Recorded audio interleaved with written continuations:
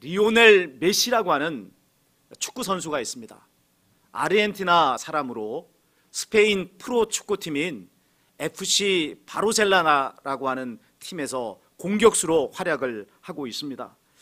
이전까지 단일 클럽 득점으로는 축구 황제라고 말하는 펠레가 그 기록 보유자였습니다. 그런데 최근에 이 메시가 그 기록을 깨버렸습니다. 축구 마니아들은요, 선수들을 신계에 속한 선수, 또 인간계에 속한 선수 이렇게 구분을 합니다. 근데 이 메시는 어디에 속한 사람이냐면 신계에 속한 선수예요. 그것도 신계에서도 넘버원입니다.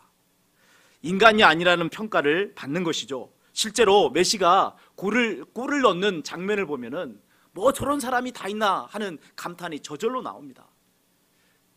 키가 170도 되지 않은 단신인데요, 자기보다 월등히 큰 선수들을 차례로 제쳐버립니다.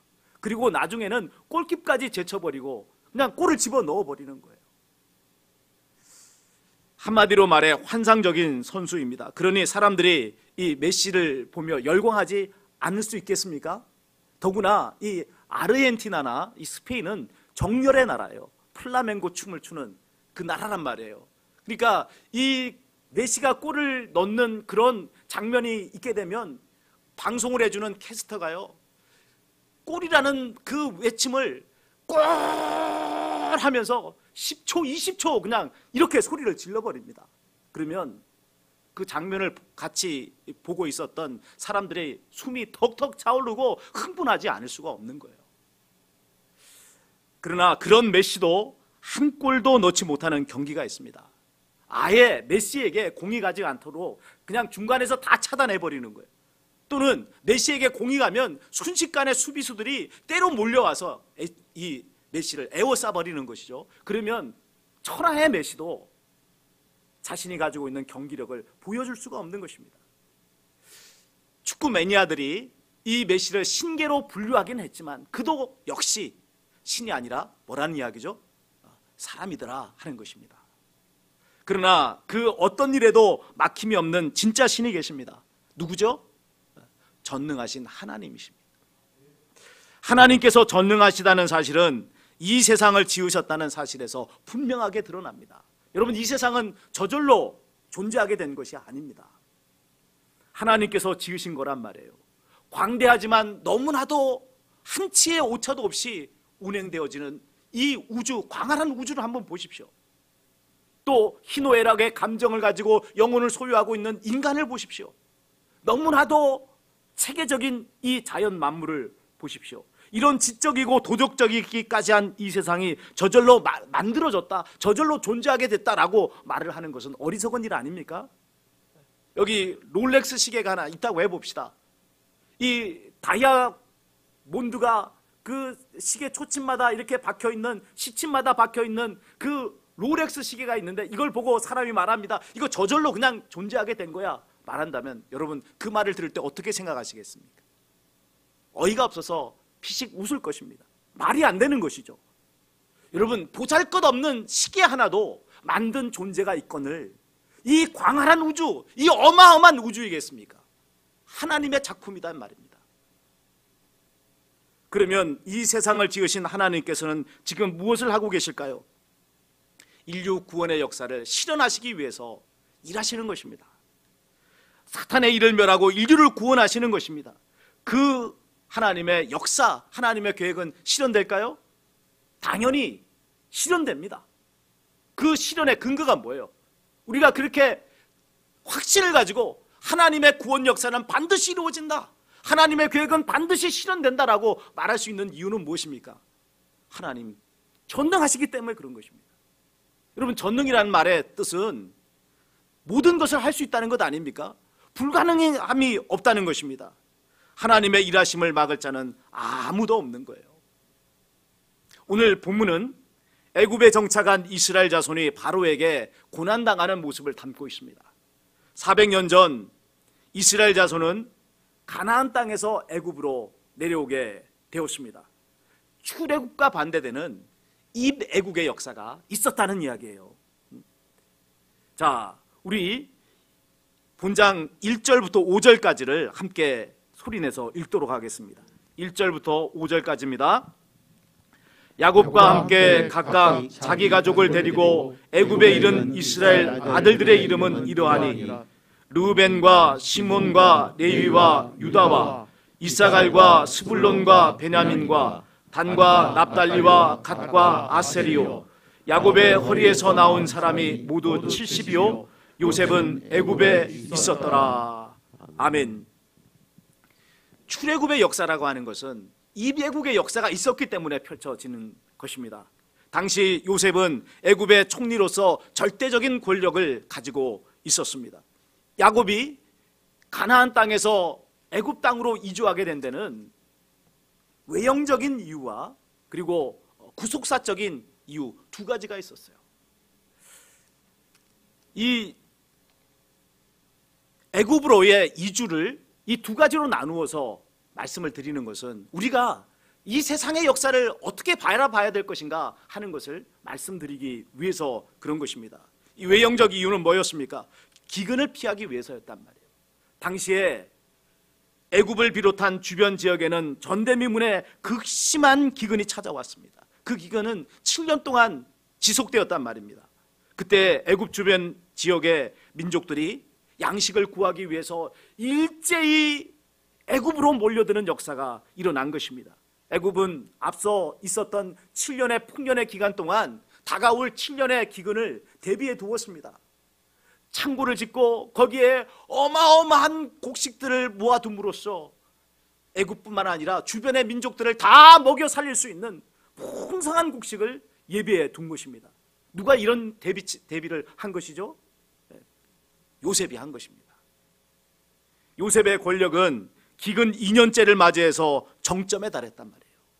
그 전까지는 설마 뭐 그런 정도의 생각을 했을 것입니다.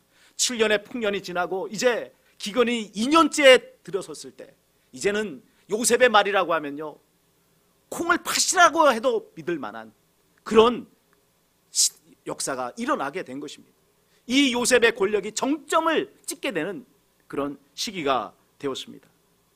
그때에 요셉과 그의 형들의 재회가 이루어졌고요, 야곱이 가족을 이끌고 애굽으로 이주하는 그런 일이 벌어지게 된 것입니다.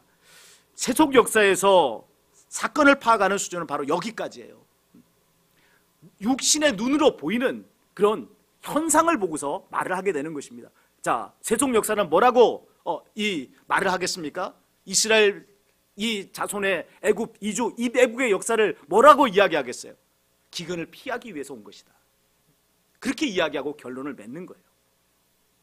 자, 그러나 인류 역사는요, 하나님께서 당신의 뜻을 실현하는 시는 장이단 말입니다. 육의 눈으로 보이는 외형적 역사 외에 그 이면에 흐르는 하나님의 구속의 역사가 있는 거예요. 이것이 본질인 거죠. 그것을 볼 수 있는 것이 영의 눈입니다. 저는 우리 대만교회 모든 교우들이 이 영의 눈을 가지게 되기를 주님의 이름으로 축원합니다. 아멘. 그러면 이스라엘 자손이 애굽에서 이 가나안 땅에서 애굽으로 이주한 구속사적인 이유가 무엇일까요? 정확하게 표현드리면 주어가 바뀌어야 돼요. 이스라엘 자손에서 하나님으로 이 주어가 바뀌어야 된단 말입니다. 세속 역사에서는, 외형의 역사에서는 사람이 주체처럼 보여요. 그러나 여러분, 구속의 역사는 누가 주체십니까? 하나님이 주체시잖아요. 그러니까 이 말은 어떻게 표현해야 맞느냐면, 하나님께서 이스라엘 자손을 애굽으로 이주시킨 이유는 무엇인가 하는 거예요. 왜 하나님은 이스라엘 백성을 애굽으로 이주시키신 거죠? 그들을 큰 민족으로 성장시키기 위해서다 하는 거예요. 그 계획은 이미 하나님께서 아브라함에게 말씀하셨어요. 창세기 15장 13절 14절은 이렇게 말씀합니다. 너는 반드시 알라. 내 자손이 이방에서 객이 되어 그들을 섬기겠고 그들은 400년 동안 내 자손을 괴롭게 하리니 그들이 섬기는 나라를 내가 징벌할지며 그 후에 내 자손이 큰 재물을 이끌고 나오리라.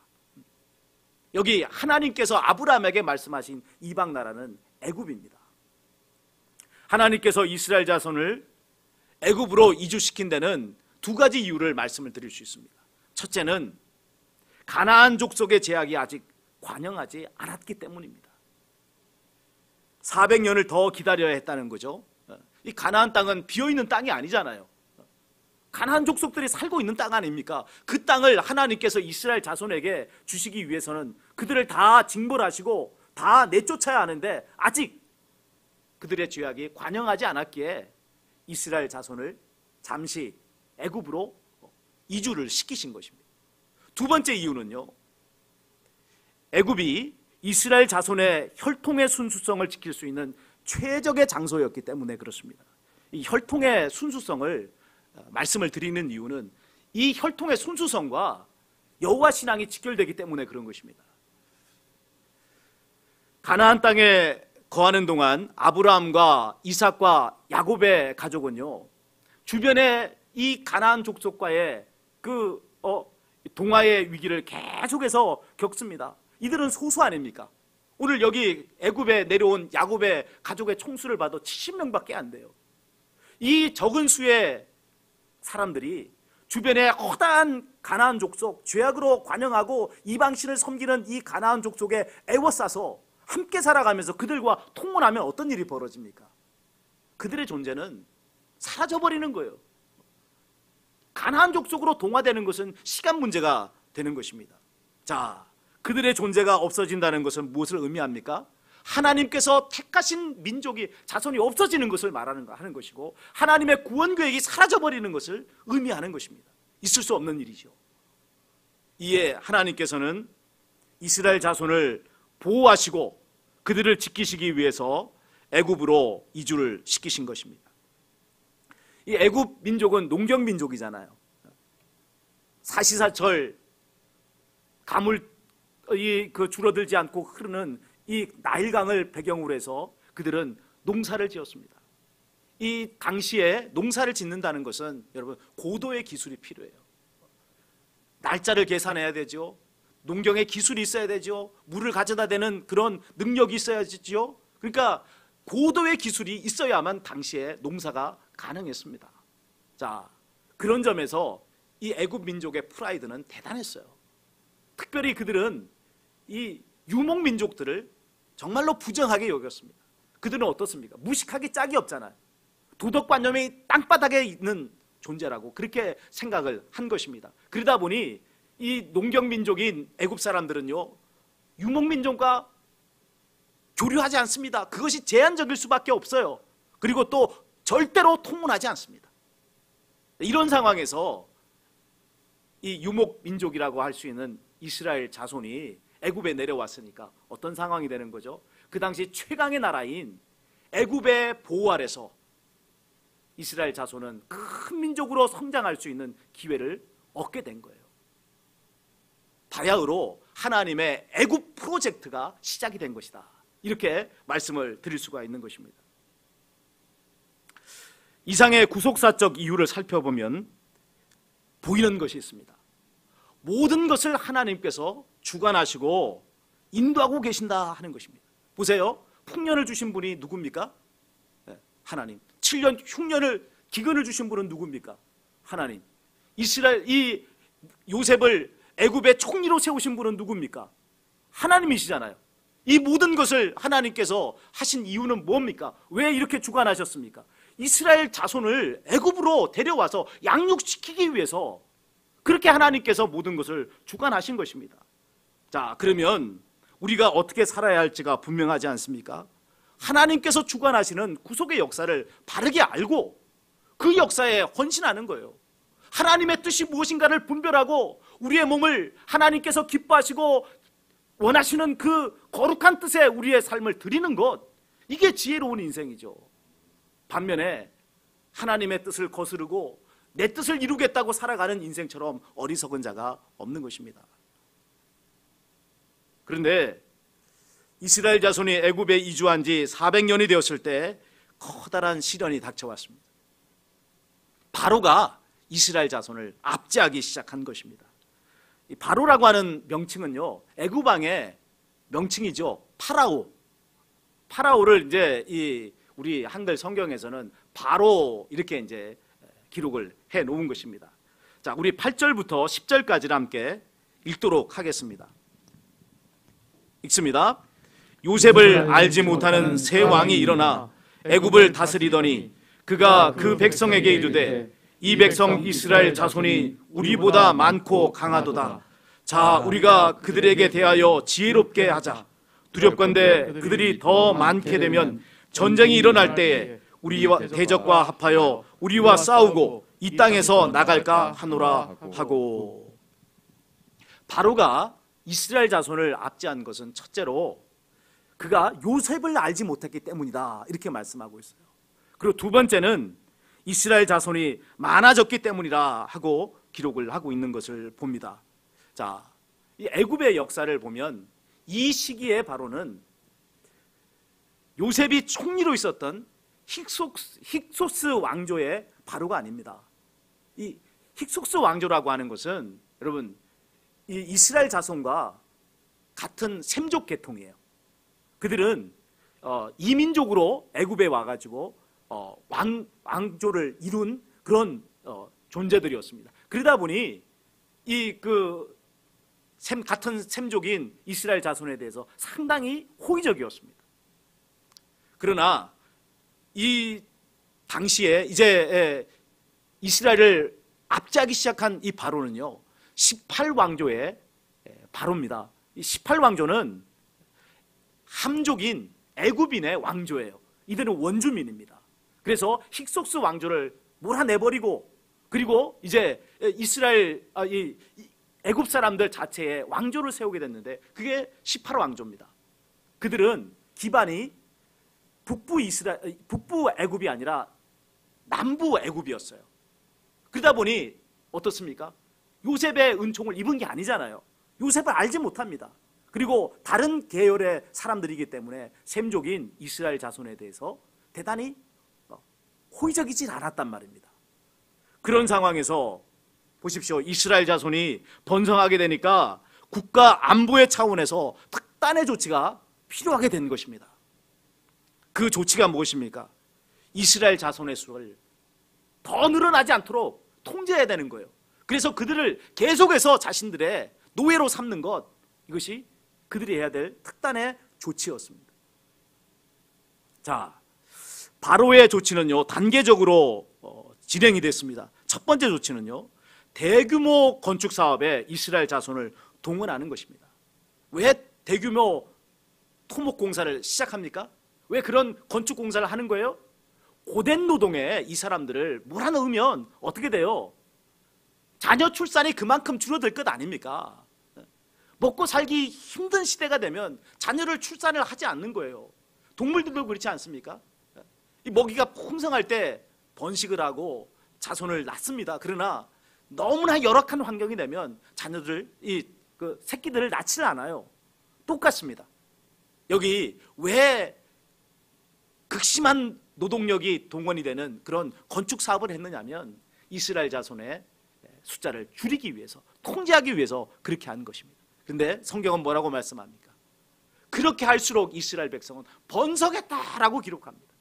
기가 찰 노릇 안 해요. 자, 이제 이 방법이 먹히지 않자 두 번째 조치를 하는 것입니다. 히브리 산파를 이용하였습니다. 바로가 히브리 산파들에게 명령을 내리는 것입니다. 이렇게 말합니다. 너희는 히브리 여인을 위하여 해산을 도울 때 그 자리를 살펴서 아들이거든 그를 죽이고 딸이거든 살려두라.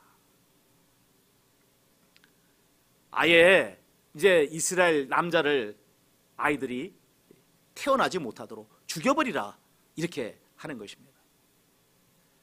그러나 그 일 또한 수포로 돌아갔습니다. 산파들이 하나님을 두려워해서 바로의 명령을 어기고 남자아이들을 살려둔 것입니다. 세 번째 조치는요, 애굽 백성 전체를 동원해서 이제는 히브리 사람의 남아를 살해하기 시작하는 것입니다. 자, 간접적인 방법으로 건축 공사를 시작했습니다. 그게 안 통하니까 이제는 히브리 여자들을 동원했습니다. 산파들을 동원했습니다. 그게 안 통하니까 이제는 어떻게 해요? 온 애굽 사람들을 다 동원해서 히브리 남자아이 죽여, 이렇게 한 것입니다. 우리 22절을 함께 소리내서 읽습니다. 22절입니다.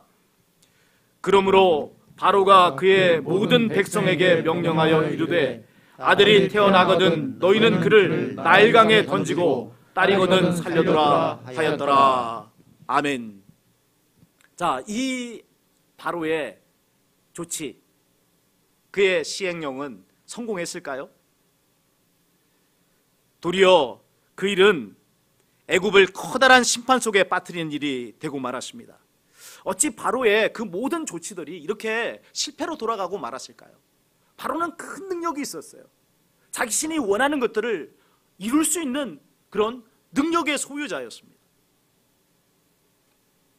그가 행한 이스라엘 자손 탄압 정책은 애굽의 입장에서 볼 때는요, 부국 강병책의 핵심 사안 아닙니까? 왕으로서 해야 될 가장 중요한 일이 뭡니까? 이 경제와 안보를 책임지는 거예요. 오늘날도 대통령 선거가 되면 가장 큰 이슈로 부각되는 게 뭡니까? 어떻게 국민들을 잘 살게 만들 것인가? 경제 이슈. 바보야, 경제가 문제야, 뭐 그런 거 말하지 않습니까?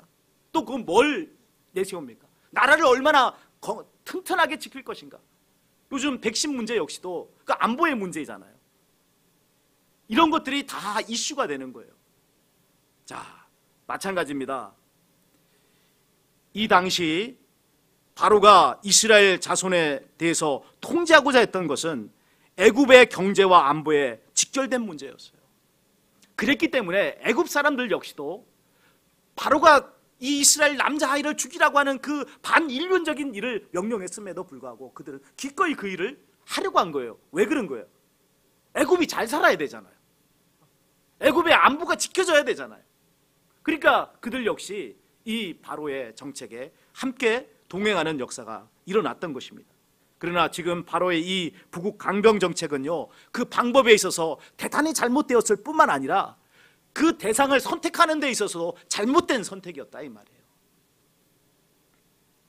이스라엘 자손의 숫자를 통제해서 영구히 자신의 종으로 삼고자 한 것은 여러분 하나님을 대적하는 행위 아니에요? 하나님과 맞서겠다는 행위 아니겠습니까? 상대를 골라도 대단히 잘못 골라온 것이죠. 하나님께서 이스라엘 자손을 애굽으로 이주시키신 것은 바로의 종을 만드시기 위해서가 아닙니다. 그들을 이 애굽 땅에서 큰 민족으로 양육하기 위해서 이주시키신 거예요. 애굽의 사명은요, 이스라엘 자손을 위한 인큐베이터가 되는 것입니다. 근데 지금 바로는 무엇을 하려고 하고 있습니까? 인큐베이터의 역할을 하지 않고 이스라엘 백성을 통제하겠다는 거예요. 자신의 영구한 종으로 만들겠다는 거예요. 이 얼마나 하나님의 뜻과 동떨어진 것입니까? 하나님의 그 원하시는 바를 정면으로 거스르는 일이겠습니까? 그 일이 이루어지겠어요?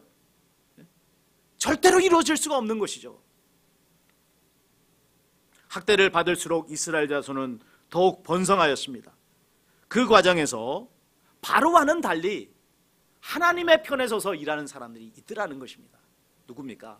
히브리 산파 십브라와 부하라고 하는 사람들이에요. 이 두 여인은 당시에 바로에 비한다면 이름도 없고 힘도 없는 무명의 인사에 지나지 않습니다. 그러나 그들은 바로를 왕으로 섬기지 않고 하나님을 왕으로 섬김으로써 오늘날까지 유명한 인사가 되었습니다.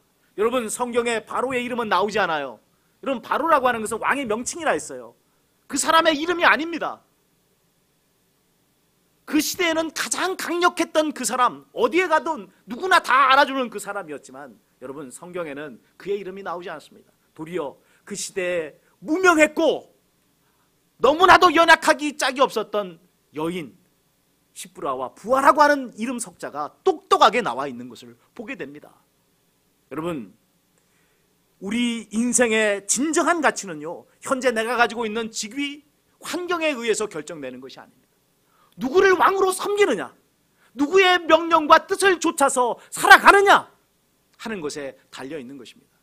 우리는 날마다 하나님을 왕으로 섬기시고 하나님의 뜻을 따라 나아가시는 저와 여러분 되시기를 주님의 이름으로 축원합니다. 아멘. 이제 끝으로 하나님께서 이스라엘 자손을 출애굽시키실 때에 바로를 통해서 왜 이렇게 고통을 당하게 하셨는가 하는 것을 말씀드림으로 설교를 맺고자 합니다. 만일 바로의 압제가 없었다면 이스라엘 자손이 출애굽하려고 했는가 하는 것을 생각하시면 되는 거예요. 그러니까 우리가 성경을 해석할 때 거꾸로 해석해 보는 것이 좋은 것입니다. 만약 하나님께서 이렇게 하라라고 명령하셨는데 만약 그 명령이 없었다면 어떻게 됐을까? 하나님께서 아브라함에게 고향과 친척과 본토 아버지의 집을 떠나 내가 너에게 지시할 땅으로 가라라고 말씀하셨는데 그 하나님의 말씀이 없었다면 어떻게 됐을까? 아브라함의 그 말씀에 불순종했다면 어떻게 됐을까? 오늘날에 아브라함은 없는 거죠. 자, 그러니까 왜 하나님께서 이 애굽 바로를 통해서 고통을 주셨느냐 하는 것입니다. 그것이 없었다면 어떻게 됐을까요? 룻이 가나안 땅에서 땅을 선택할 때 기준으로 삼았던 것이요 애굽 땅이었습니다. 그가 봄에 저 요단 동편의 그 땅이 애굽같이 아름다웠고 여호와의 동산과 같았다, 그렇게 말씀하고 있는 것입니다. 이 시대에 가장 살기 좋은 땅이 어디냐? 바로 애굽 땅이었어요. 바로의 압제가 없었다면 이스라엘 자손은 가나안 땅의 약속을 떠올리지도 않았을 것이고 애굽을 미련 없이 떠나지도 않았을 것입니다. 그런 점에서 고통 역시도 하나님의 섭리 가운데 임하는 것이라는 것을 알아야 하는 거예요. 그것을 알고 믿음으로 감사함으로 반응할 때 여러분 고통 역시 고난 역시 축복의 재료가 되는 것입니다. 사랑하는 여러분, 오늘도 하나님께서는 우리를 향하신 크고 놀라운 계획을 가지고 일하시고 계십니다. 아무도 우리를 향하신 하나님의 일하심을 막을 자가 없는 거예요. 범사에 하나님을 인정하시기 바랍니다. 그리고 그 하나님의 구원 역사에 헌신하시기를 바랍니다. 그러면 우리 역시도 어떤 사람이 돼요? 아무도 막을 수가 없는 자가 되는 것입니다. 2021년 새해가 밝았습니다. 이에 하나님과 동행하심으로 전능의 하나님의 뜻을 따라 순종하심으로 아무도 막을 수 없는 능력 있는 하나님의 일꾼의 삶을 사시는 저와 여러분이 되시기를 주님의 이름으로 축원을 드립니다. 아멘.